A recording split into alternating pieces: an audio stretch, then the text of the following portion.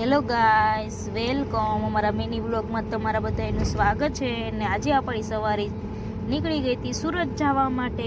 જો અયાનભાઈ કેવા બારીની બહાર મસ્ત પવન ખાઈ છે. પછી ભલે ને સવારમાં શરદીનું ઉધરસ થઈ જાય. કેમ અયાન? જો અયાનભાઈના નાટક જોવો, જાણે ઘરમાં સોફામાં બેઠો એમ બેસી ગયો છે. કંઈક વિચાર કરે છે કે આ બધું શું આવે છે કે કાંઈ સમજાતું નથી.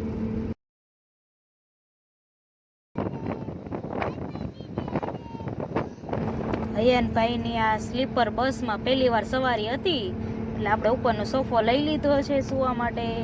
અયાનભાઈ તો એનો કરિયાવર ખોલીને અહીંયા બેસી ગયો, માંડો રમકડા રમવા. કેમ કે અયાનભાઈને કે હક તો થાય નહીં આપણે. હવે એના રમકડા રમી લે ઘડીક.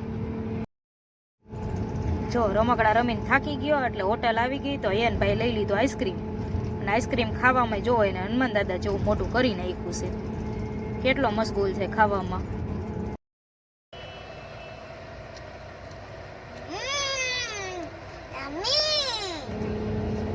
હવે ખાઈ પીને ફાઇનલી અયાનભાઈ સૂઈ ગયા છે. હવે મારે નિરાશ થઈ, હવે હું પણ સૂઈ જાઉં, કેમ કે અંધારું ફૂલ થઈ ગયું છે.